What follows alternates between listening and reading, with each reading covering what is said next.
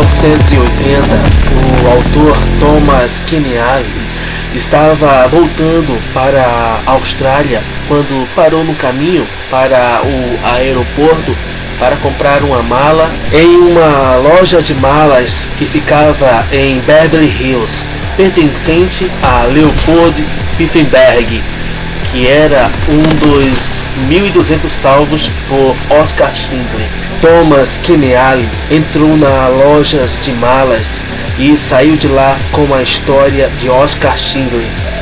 Ele fez com um grau de desenvolvimento só possível devido aos muitos que sobre ele quiseram falar. Entre estes, dezenas de Schindler-Juden, que são os famosos judeus de Schindler, ou seus descendentes, como Leopold Pfaffenberg, salvos por Oskar Schindler de um destino que foi o de mais de 6 milhões de judeus mortos na Alemanha nazista.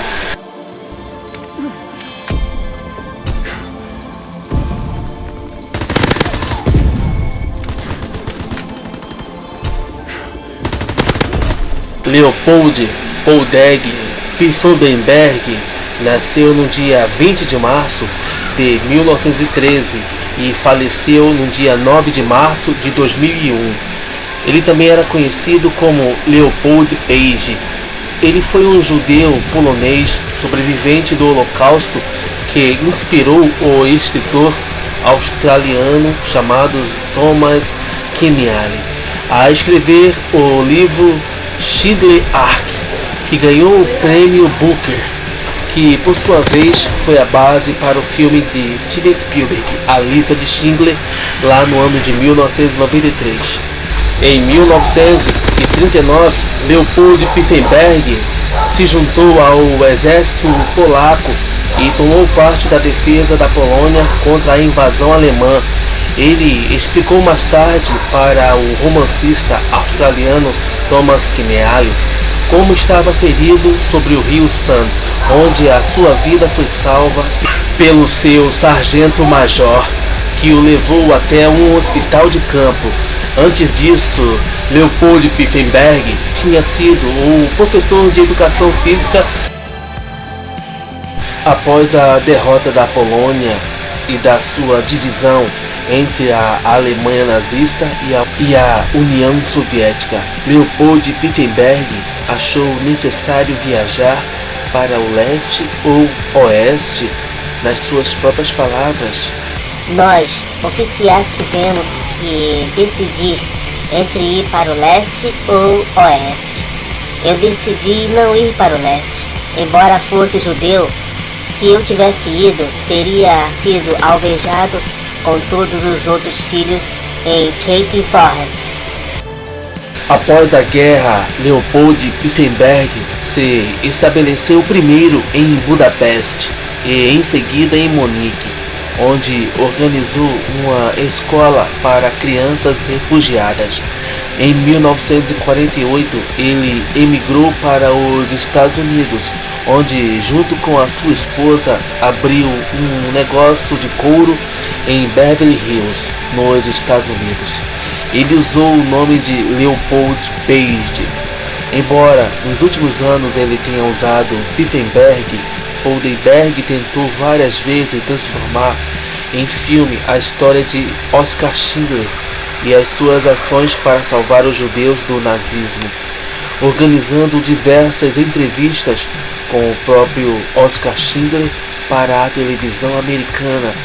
Com a morte de Oskar Schindler em 1974, todas as possibilidades de um filme foram encerradas. Leopold Pfaffenberg explicou as razões de seus esforços para ter a história de Oskar Schindler contada. Oskar Schindler me deu a vida e eu tentei lhe dar a imortalidade. Após a publicação do livro Schindler Ark, lá no ano de 1982, Leopold Pfaffenberg trabalhou para persuadir o cineasta Steven Spielberg a filmar a história do livro de Thomas Keneally. usando a sua amizade com a mãe de Steven Spielberg para ter acesso a Steven Spielberg. Leopold Pifenberg alegou ter chamado Spielberg ao seu escritório todas as semanas por 11 anos, quando em 1992 Steven Spielberg concordou em fazer o filme. Leopold Pifenberg trabalhou como consultor no filme, viajando à Polônia para mostrar onde tudo aconteceu com ele a Steven Spielberg. Leopold Pifenberg e a sua esposa foram convidados na noite em que a lista de Schindler venceu 7 Academy Awards. Em seu discurso, Steven Spielberg agradeceu a um sobrevivente chamado Paul Deg Pifenberg. Devo-lhe esta dívida. Ele tem conduzido a história de Oskar Schindler para todos nós. Leopold Pifenberg morreu em 9 de março de 2001, aos 87 anos, em Beverly Hills.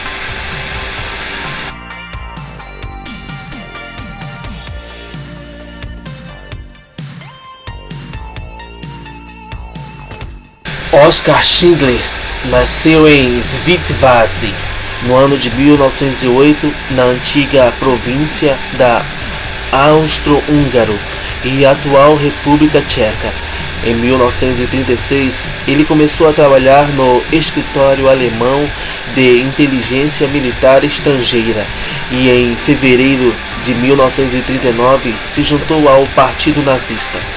Foi em novembro de 1939 que a sua vida iria mudar de um negociante oportunista para um herói. Neste ano, Oskar Schindler e a sua família se mudaram para a cidade de Cracóvia e comprou uma fábrica de utensílios esmaltados de judeus destruídos, reinaugurando com o nome de Emália. Esta foi a única fábrica de Oskar Schindler que empregou escravos judeus durante o fechamento de um gueto perto da fábrica.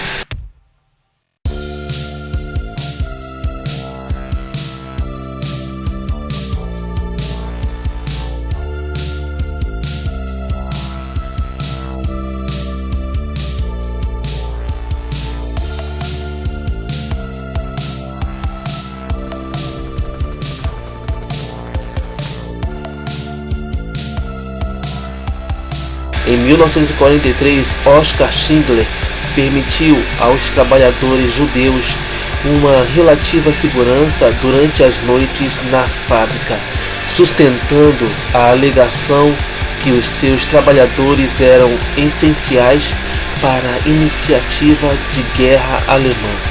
Oskar Schindler interviu por seus funcionários quando eram submetidos às condições brutais do campo de concentração de Dachau, através de subornos e diplomacia pessoal. Por causa da proteção que oferecia aos judeus, as autoridades alemãs chegaram a suspeitar diversas vezes que Schindler fornecia auxílio não autorizado aos judeus e por isso foi preso por 3 vezes. Porém, nunca conseguiram provas para condená-lo. Em outubro de 1944, Oskar Schindler obteve autorização dos alemães para mudar a fábrica para Morávia, e seu assistente elaborou várias versões de uma lista com os nomes de 1.200 prisioneiros judeus necessários para trabalhar na nova fábrica. Estas listas ficaram conhecidas entre os judeus como a lista de Schindler.